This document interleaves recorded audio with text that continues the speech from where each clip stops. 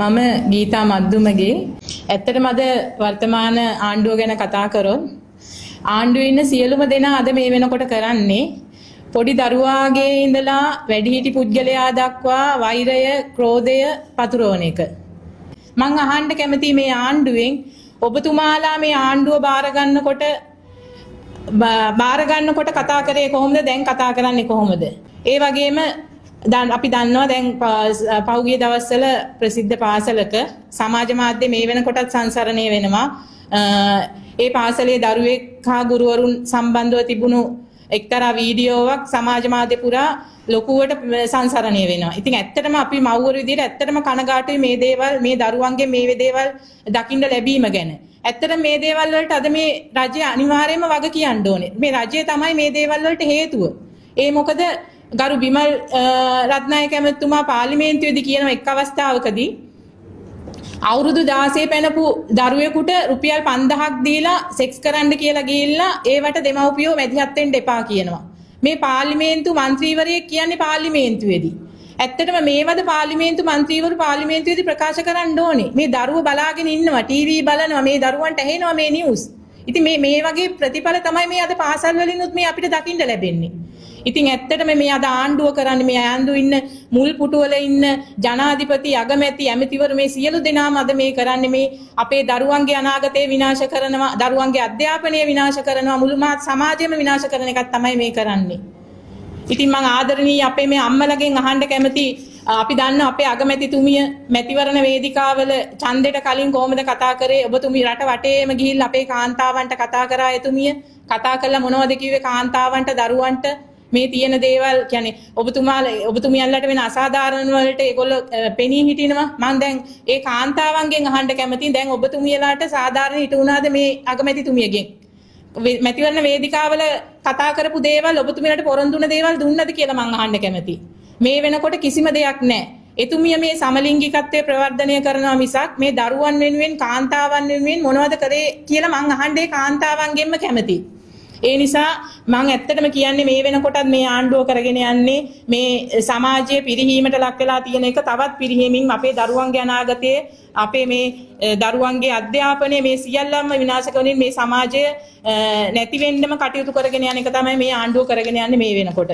ඒ වගේම මම තව කියන්න කැමති දැන් අපි දන්නව හැමෝම මේ වෙනකොට මේ ආණ්ඩුව තරම් මේ ලංකාවේ තිබුණ කිසිම ආණ්ඩුවක් මේ ලිංගිකත්වය, සමලිංගිකත්වය මේ වගේ ප්‍රවර්ධනය කරන්න මේ විදිහේ එලිපිටම මේ විදිහට කටයුතු කරේ නැහැ. නමුත් මේ ආණ්ඩුව මේ බලයට ආපු දවසේ ඉඳලා මේගොල්ලන්ගේ ප්‍රධාන අරමුණ උනේ මේ සමලිංගිකත්වය කියන මාතෘකාව ඇදලා අරගෙන ඒක ප්‍රවර්ධනය කරන්න.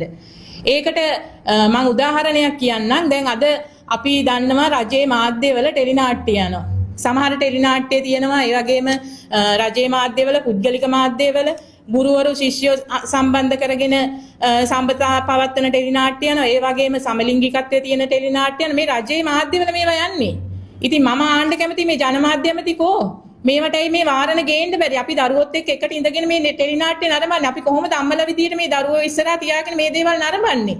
ජනමාධ්‍ය ඇමති කෙනෙක් ඉන්නවා නිදිද කියලා මං අහන්න කැමති.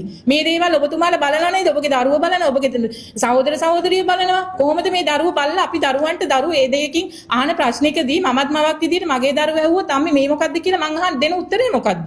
ඉතින් මේ වගේ සමලිංගිකත්වයේ ප්‍රවර්ධනය කරන එක තමයි මම හිතන්නේ මේ ආණ්ඩුවේ තියෙන ප්‍රධානම අරමුණ. ඒක තමයි මේ රජයේ තියෙන ප්‍රධානම මූලිකම දේ. ඒක තමයි අද මේගොල්ලෝ මේ අවුරුද්දක් ඇතුළත මේ දෙයට ප්‍රධානම අරමුණ විදියට සමලිංගිකත්වය ඉස්සරහට දාගෙන අනිත් දේවල් පස්සට දාලා මිනිසුන්ට මේ දේවල් අමතක කරවලා තියෙනවා මේ වෙනකොට මේ ආණ්ඩුව. ඉතින් මම ආණ්ඩ කැමති මේ අපේ මව්වරුන්ගෙන් දැන් අර අපි දන්නවා දැන් අධ්‍යාපන ප්‍රතිසංස්කරණ අපිට ඕනේ කියලා වෙලා දැන් අපි දන්නවා ජනාධිපතිතුමාම තමයි මේ අධ්‍යාපන ප්‍රතිසංස්කරණ එක රිවර්ස් කරේ තව අවුරුද්දකින් ඒක ක්‍රියාත්මක කරනවා කියලා. නමුත් අපි දන්නවා ඒ අධ්‍යාපන ප්‍රතිසංස්කරණේ ඕනේ කියලා මේ වෙනකොට පැලවත්තෙන් දවසට පඩිය ගන්න අපේ මව්පියන් ගන්නා පිරිසක් ඉඳගෙන ඒකට උද්ඝෝෂණ කරනවා. නමුත් දැන් මං අහන්න කැමතියි දැන් මේ පාසල් වල සිදුවීම්, පාසල් වල වෙන සිදුවීම් එතකොට මේ අපි ජනමාධ්‍ය ගත්තොත් ඒවායේ යන මේ සම්බන්ධ ටෙලිනාට්‍ය ඒවායේ මේ දරුවන්ට ලැබිලා තියෙන අහිතකර ප්‍රතිඵල ඒව ගැන කතා කරන්න මේ දෙමව්පියෝ එළියට ආවද නැහැ. දැන් ඇත්තම කිව්වොත් අර ප්‍රසිද්ධ පාසලක දැන් ඒ දරුවන්ගේ දෙමව්පියෝ කොහොමද සමාජයට මුහුණ දෙන්නේ? මේ රජයේ වපුරපු දේවල් තමයි මේ එලිපිටම මේ ප්‍රසිද්ධ පාසල්වල මේ දරුවන්ගෙන් මේ ඇත්තටම වැදගත් පාසල්වල වැදගත් දෙමව්පියන්ගේ වැදගත් දරුවෝ.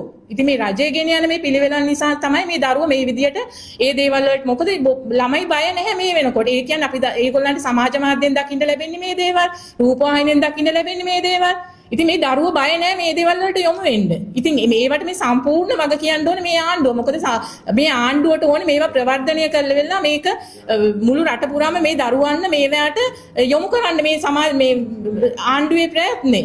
ඉතින් මම මේ ආණ්ඩුවට කියන්න කැමති දෙයියන්ගේ නාමයෙන් අපේ දරුවන්ට මේ දේවල් යොමු කරන්න එපා. අපේ දරුවෝ රැක ගන්න ඕනේ. අපේ දරුවන්ට අනාගතයක් තියෙනවා. ඒ දරුවෝ ලෝකෙ ඉදිරියට අරගෙන යන්න ඕනේ. ඉතින් ඒ නිසා මේ දේවල් නවත්තන්න මම මේ ආදරණීය අපේ ලංකාවේ සිටින සියලුම මව්වරුන්ගෙන් ඉල්ලා සිටින්නේ මේ ආණ්ඩුවට මේ දේවල් තවත් කරන්න. ඇයි අපි මේ බලන් ඉන්නේ මේගොල්ලන්ට මෙච්චර දේවල් කරන්න දීලා මේ එක පාසලකින් විතරයි මේ දෙයක් දැන් මේව හම්බුනේ. දැන් ඉදිරියට තව වෙන පාසල් වලත් ওই දේවල් වෙනවා ඇති. නමුත් ඒක මේ අපිට මේවා දෙමව්පිය විදියට මේව නවත්ත ගන්න පුළුවන්. ඉතින් ඒ නිසා මම මේ ආදරණීය අම්මලගෙන් ඉල්ලන්නේ අපි මීට වැඩිය ටිකක් මේ කල්පනාකාරී වෙන්න ඕනේ දරුවෝ ගැන. දරුවෝ ගොඩාක්ම සමාජ මාධ්‍යවල රූපවාහිනීවල දරුවන්ට දැන් ඒ දේවල් වලට යොමු වෙන්න තියෙන ඉඩකඩ ගොඩක්ම වැඩි. ඉතින් අපි මේ දේවල් රජයත් මේ දේවල් වලට දරුවන්ට උදව් කරනවා නම් පෙළ පොත්වලට හිටන් මේ දේවල් දානවා නම් ඉතින් මම අහන්න කැමති ඉතින් මේ රජේ මොකද්ද මට හිතා ගන්න බෑ මේ දරුවන්ව අපි කොයි මගකටද යොමු කරන්න කියලා. ඉතින් ආදරණීය මව්වරුන්ගෙන් ඉල්ලා සිටිනවා අපි අපේ දරුවෝ රැක ගන්න ඕනේ. අපි කල්පනාකාරී වෙන්න ඕනේ. මේ රජයේ මේ ගෙන යන පිළිවෙලට අපි සියලුම දෙනාම එකහෙලා විරුද්ධ වෙමු කියන පණිවිඩය සමගින් මම සමුදෙනවා. බොහොමත් ස්තුතියි.